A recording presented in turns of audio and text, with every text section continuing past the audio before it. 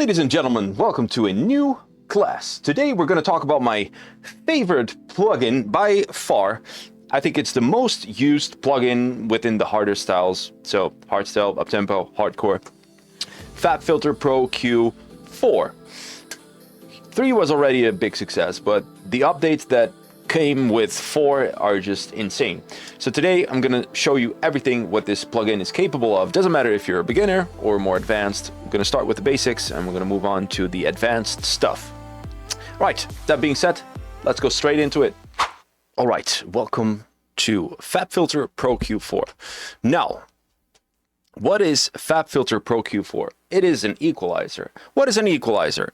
An equalizer basically cuts or boosts the frequencies. So very crucial in mixing tracks, mixing kicks, mixing screeches, mixing anything, mastering. You get rid of frequencies or you boost frequencies that you want to hear more of. Usually the preference is that you cut frequencies over boosting frequencies. Now, what are we looking at? We're looking at this line. It's a beautiful line. Over here we have 20, 30, 50, 70. These are all the frequencies. So we have 20 hertz, which is sub, the very low bass frequencies. Test. So 20 hertz is sub frequencies, the bass, and the more you go up, so the more you go right, the higher the sound and the higher the frequencies. So in this case, this is a kick, so that uses all the frequencies. It's a weird kick. Let's put it on a oscillator, 3 times oscillator. All right, let's play it. Okay, and the more I go up, the more you see that the frequency goes up. And my cable is stuck in between my MIDI keyboard. So the lower the number, the lower the frequencies. That's why if you're working with bass, it's usually around 100 hertz and lower. So you'll learn that. You will learn what everything in the audio spectrum, where it has a place. So for example, kicks in general, doesn't matter which genre, they take up the whole audio spectrum because you have sub low, you have mids for the crunch, and you have highs for the crunch. So producing hardstyle, uptempo or hardcore is, I would say, one of the hardest things to do because the kick already eats up all the frequencies. If you're playing a kick, the whole audio spectrum is already filled. And then you have to make room for synths, screeches, vocals. So yeah, mixing uptempo, hardcore, let's just call it harder styles, is pretty damn hard because the kick already takes over the whole audio spectrum. Now, how does it work? We already played a little bit. The lower you go, the lower the number.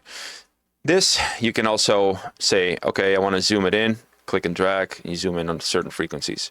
Okay, cool. Now, this is FabFilter Pro Q4. It's a little bit different than Pro Q3. For example, you have these, they guess what it's going to be, what kind of slope. What is a slope? Okay, let me start with telling you what a slope is. So you see these ghosted wave forms, if you will, if you go lower here. So what Pro Q4 does, it predicts what you're going to do. So for example, Pro Q thinks you're going to do a low cut here. And that's accurate because you're very low in the audio spectrum. And voila, there is a low cut here. What does a low cut mean? Basically what it says, you cut the low frequencies. What's the opposite of a low cut? It's a high cut. So let's see if it auto detects. So this is a high boost. Okay, this is a high cut. For example, you cut off the highs. Easy. That's not rocket science. Now, in FabFilter, you can make points of where you want to adjust, boost, or cut. And that's the basic stuff. So let's say we are working in a, let's play this together. Let's play it all together and it sounds like this. Wait, I'm not even wearing my headphones. That's better.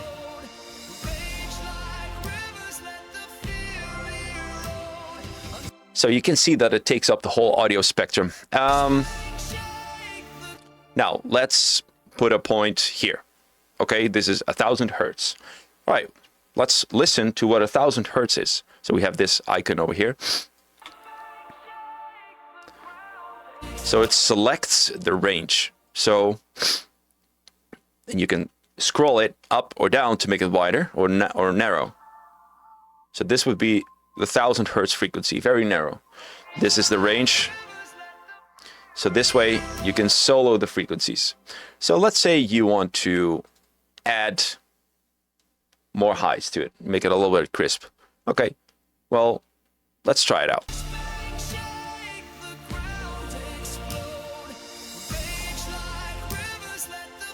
See, that adds a lot of clarity. I'm not saying that's right or wrong, but I'm just here for demonstration purposes, right? So this adds higher frequencies, so more clarity. Cool. Now, we can do the same by boosting the lows.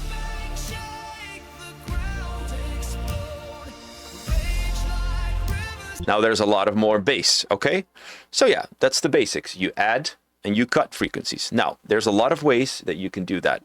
And there's also a lot of mistakes in mixing that I will talk about later. But let's talk about slopes.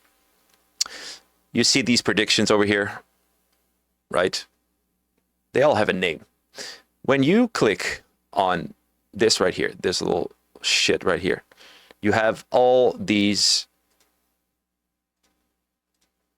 forms, if you will, shapes. Let's call it shapes that determine if you're gonna, for example, this is a low cut and a high cut.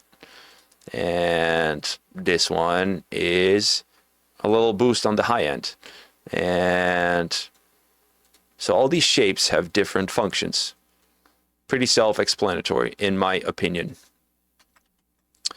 But you need to know how to use it. And we're going to talk about that. But first, let me explain a little bit of the basics here. So these are the frequency. This is the frequency range from low to high. And also you can see it here. If you move it around, now it's 140 hertz. This is 2500 hertz. So it's really important for you to learn where certain sounds in the frequency spectrum have a place. For example, if you listen to, let's listen to a strings.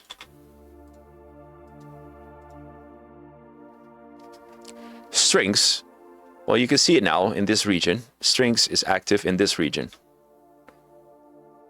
500 hertz. So that would be 100 hertz and 3000 hertz, somewhere in between that. That's where this string, this instrument, has a place in the audio spectrum. So music production is puzzling. You're puzzling every time. You're puzzling to find, where can I put this piece? Where can I put that piece? But also, where can I cut off a part of the piece? Because you have to sometimes cut frequencies. For example, if you play, let's say you want to play a kick together with, we have the whole melody part right here.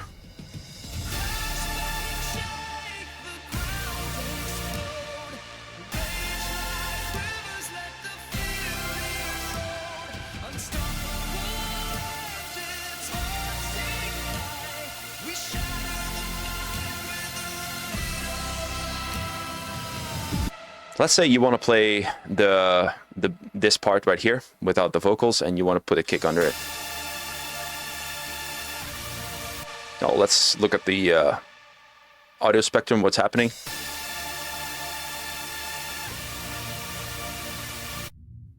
So there's bass here. So let's say the bass is playing, but now let's say you have a melody with a climax. The frequency of that bass is going to conflict with the kick, because the kick needs to have space for the sub range. So you cannot just put the kick on top of that bass, for example. You have to make a choice. In mixing, you have to make a choice. So in this case, I would remove the res so it makes space for the kick. And that's the cat and mouse game that you play with music production. What can I add, but what can I remove? Okay. We're not going to talk too much about mixing. We're still working with FabFilter. Okay, so we have the slopes, and you can turn off or on the slope. You can turn it off for testing purposes. I don't know. Yep. Okay, let's go to a kick. Let's open up the kick. Let's play it. and you see this thing moving right here. Let's dive into that. What is that? So you saw me doing this. This is a permanent boost, and we can change the shapes here, but I like to do it here because then you can see the name and you can get familiar with it. So this was a low shelf, which is not really a low cut. It is kind of a low cut, but more subtle. So get familiar with these names. They're here, but not with the name. They don't display. So just right click on the knob and go to shape and get yourself familiar with these settings. Okay, now let's do a, I like Bell a lot because it's very flexible. You can do whatever you want with it. You can also, let's say you want to boost it here. So this one is just a permanent boost, right? But you saw it moving. So that is called dynamic EQing. And what that does, basically what it does is when it reaches a certain peak, when it's like too loud, for example, or in this case, too much signal in decibel, FabFilter says, okay, this is too loud in this area. I'm going to turn it down. Let me show you. So what we'll do is right click, make dynamic. Now it's dynamic and you'll see it move. And we can adjust the gain here or over here. We have all the options right here. I'm a very visual person, so I like to change it up here. So let's say you don't want that kick to be permanently, you don't want that permanent cut. You just want that cut to happen when there's too much bass going on, for example. Okay, so what it will do, you can say, okay, I want the signal to be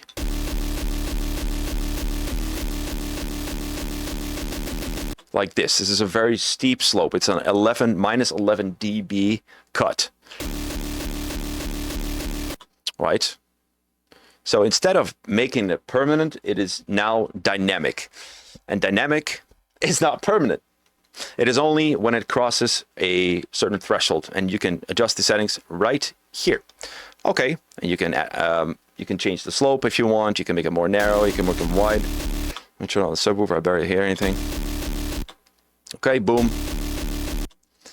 I use dynamic EQing a lot on vocals, for example, because vocals have a lot of unequal peaks. So what that means is like vocals go really high, really low, and it's usually not compressed. So you have a lot of different peaks. And with dynamic EQing, you can say, okay, when it crosses this threshold, I want it to duck X amount of dB. So that's usually what I use dynamic EQing for. Yeah, but you can use it for a lot of things, of course. Okay, now there's a few more options you can do with dynamic. If you make it dynamic and you go to these options, there's a button right here. And I put this, I took this Cashmere sample. Okay, stood it on. Now, there's two options here.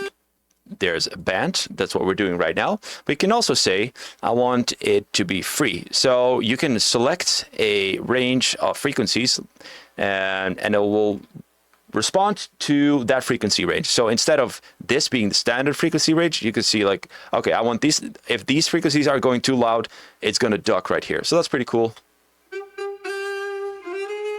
So now it's affecting this part right here.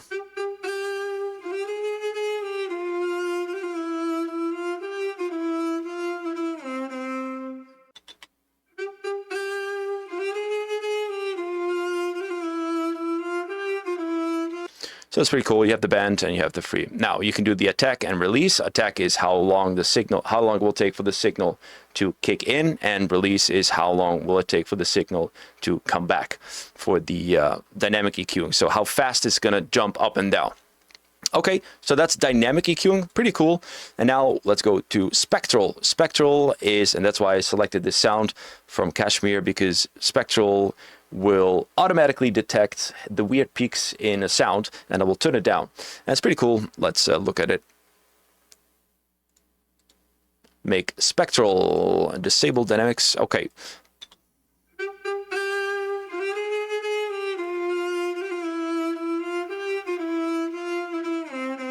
see it detects the weird peaks and it turns it down. Now you can obviously change that too by choosing any slope, but more importantly, here's some settings you can choose, and this band gain will determine how much it's going to do. You can make the band a little bit wider.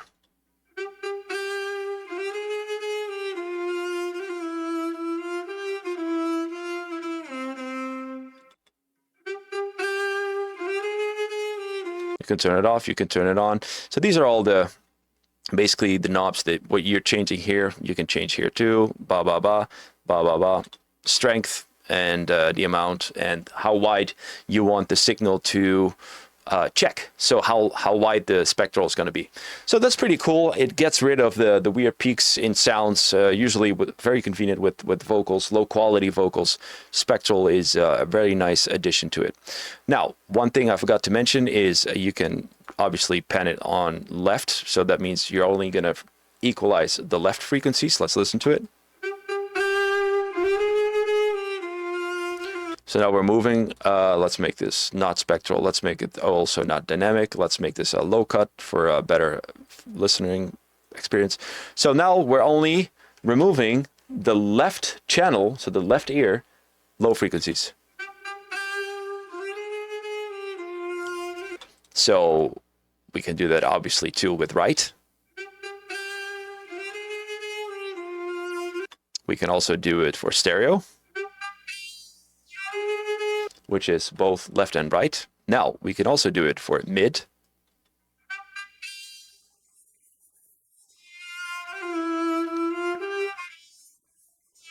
It's only the mid frequency. So what remains is the stereo field, side field, I would say. Confusing, it's the sides. Sides plus mid is total.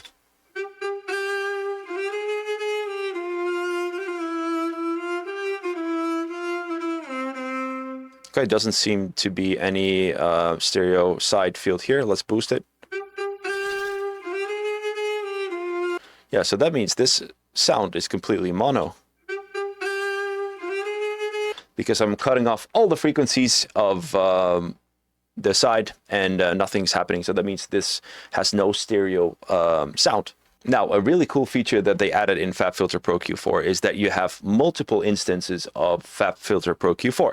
So when I click on this, it will now show all the FabFilters that I've been using in my project, which is pretty cool because let's say I'm working on my mixdown.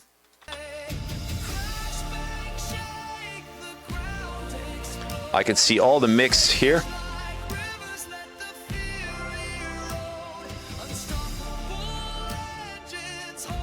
Choir, Reese.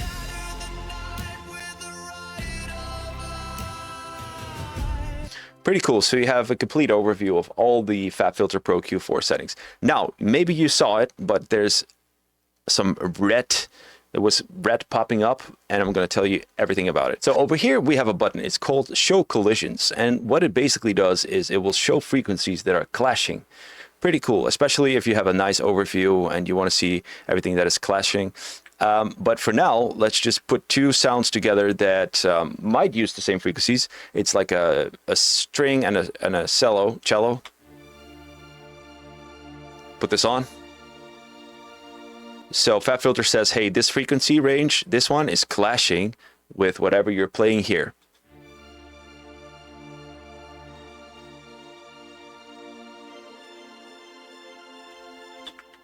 Now, there is a better way to do that, and that is by going directly in FabFilter Pro Q4 and going to the analyzer. So what you want to do, we have the pre, we have the post. I'm going to tell you everything about that later.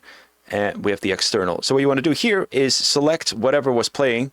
I think it's Nexus. Yep, Nexus. Okay. Go here and then click here, Nexus. This one.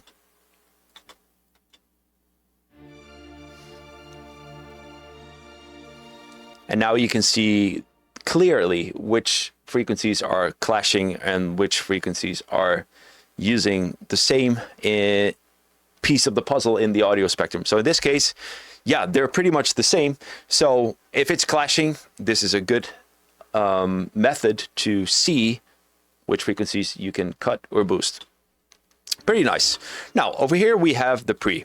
What it basically says is, let's turn up the external. The pre says, okay, everything you do before touching the equalizer, I will display.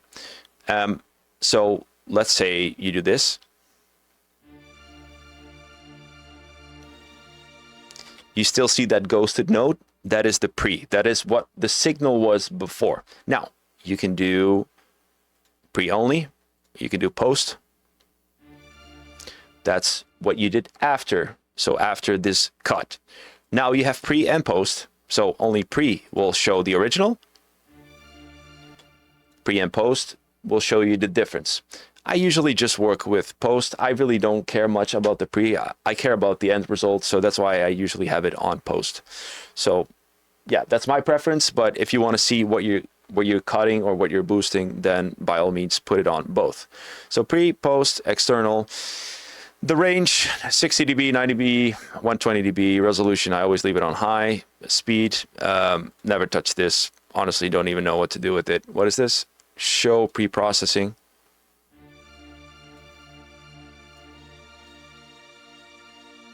Oh, okay. So here you can turn off the collision. Here you can turn off the spectrum grab. Okay.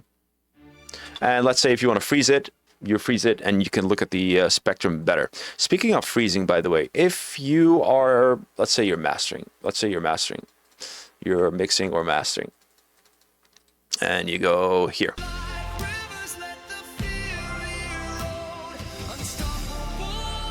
If you hover above here, like in this region, it will freeze the frequencies and you can clearly see the peaks. Space. Look at these peaks right here. So it's like a mountain, 704. And yeah, you can grab these peaks immediately and tweak it. Very, very cool, hidden, I would say, feature of Pro Q4. All right, I think we're pretty much there. We have we have two more important things. This is drawing out. Yeah, you can draw it out, but it would be better if you have like a touch pen or something. This is really cool. This, especially if you're making punches for hardstyle or uptempo or anything, and you want to find the right peak or the key of the punch, look right here. You move, go away, go away, go away, go away. Yeah. So over here, look, C sharp is this frequency, and A is this frequency. So if you're struggling with finding the right peak before distortion, a method that I teach my students all the time, then this is the way. You turn this on, and you see all the keys right here, all the notes. Yeah, right here. Boom, boom, boom, boom, boom, boom, boom, boom, boom, boom. Right, and over here we have 3 buttons, 0 latency, natural phase, linear phase. I wouldn't touch it too much unless you really know what you're doing. Just leave it on 0 latency for now. I'm going to talk more about phasing in the ultimate programs. For now, this is just a basic guide for FabFilter Pro Q4. And what else do we have? We have the 30 dB right here, which indicates if it's going to be a very strong signal or not, 3 dB. So yeah, watch out with that. If you're feeling like, hey, it's not doing much, you might want to change this up. Or if you're feeling like, hey, this is very extreme, you can put it back to like 3 dB. Now, let's talk about the most common mistakes music producers do when EQing/mixing. And number 1, by far, is over EQing. Too much high-end adding, too much this adding, too much that adding. The rule of thumb, in my opinion, is that it should sound good out of the VST as much as possible. So if you have a good sound out of the VST, you don't want to tweak it too much unless you do an EQ boost before the distortion. That's different. But if it needs a lot of changes in EQing, then you need to go back to the drawing board and work in the VST to get a better, clearer sound out of it. The less you tweak on a signal, the more quality it preserves. Number 2, and that is doing too many notches. A notch is a very steep, small peak that you're pulling down, just like the spectral frequency shaper that we saw. It's gonna make the sound very unnatural. So I wouldn't recommend it unless you want unnatural sounds. Number 3, and that is a really important one. I see this a lot, and that is EQing when you're playing the sound solo. Mixing should be done playing it together. So let's say you're mixing a screech, also play the kick, because eventually the end result is that you're going to play it together. So never mix solo, mix playing everything together. Number 4, and that is mixing on linear phase with your low end. And I'll tell you why, because it introduces pre-ringing, which muddies the transient. So don't do it on a linear phase. Don't work with your low end on a linear phase. I see a lot of producers, including myself back in the days, linear phase, brick wall, below 20 hertz, don't do it. It will cause pre-ringing. Number 5, and that is boosting the frequencies before you're done with your sound design. Let's say you're working in Serum 2, you're making a screech. Make sure that the screech sounds fantastic from the VST. You want to do as less as possible on the EQ side, and definitely not boosting too much high frequencies. Number 6, and that is removing all the harsh frequencies. Especially Uptempo and Hardstyle, they need harsher frequencies. They need that distortion, crisp, that saturation. But the key in here is everything in modulation. You don't want to cause any air damage because the frequencies are so high or so sharp. But again, it needs a little bit of that nasty distortion, crunch, sharpness, if you will. Number 7, and that is to forget about the side field and the mid field. By standard, by default, it is on stereo field, right? But don't forget that side is just as important and mid is just as important, because sometimes you want to enhance the side or you want to cut it. For example, I do a low cut on the sides, on my master, on my tracks, on 200 hertz. Everything below 200 hertz is just out the door, because I don't need that rumbling in stereo field. I don't need any low end in the stereo field, so I get rid of it. Same for the mid frequencies. Don't forget about it. It's mid, side, and stereo. Number 8, and I showed you before, and that is not to use the dynamic EQ function, because there's a lot of samples, let's say vocals, that are never consistent unless they're processed, unless there's compression. But let's say it's pre-processing, then there's a lot of peaks, a lot of weird peaks, not compressed. So you want to put a dynamic EQ on that, because certain frequencies will skyrocket. And so instead of permanently deleting those frequencies or permanently boosting those frequencies, it's only when it reaches a certain threshold. So never forget about dynamic EQing on inconsistent peaks. All right, that's it for today's masterclass. It was a long one, but I really enjoyed it. I hope you enjoyed it too. If you did, make sure to drop a comment, subscribe to the channel, and I hope to see you as a community member or a student really soon.